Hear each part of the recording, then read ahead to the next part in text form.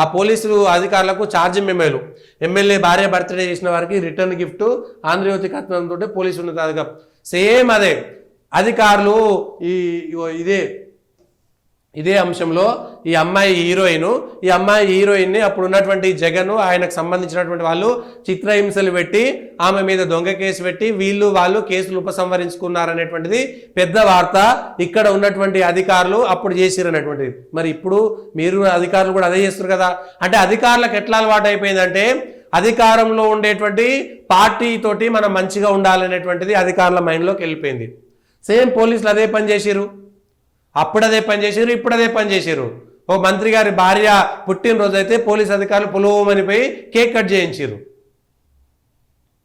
మళ్ళీ అదే గత ప్రభుత్వంలో కూడా ఇదే జరిగింది. అంటే ప్రభుత్వం ఏదైనా సరే అధికారులంతా కూడా దయచేసి అధికారులు మారాలి, మీ మైండ్ సెట్ మారాలి. మాకు రూల్స్ ప్రకారం నిబంధనల ప్రకారం పోతాయి.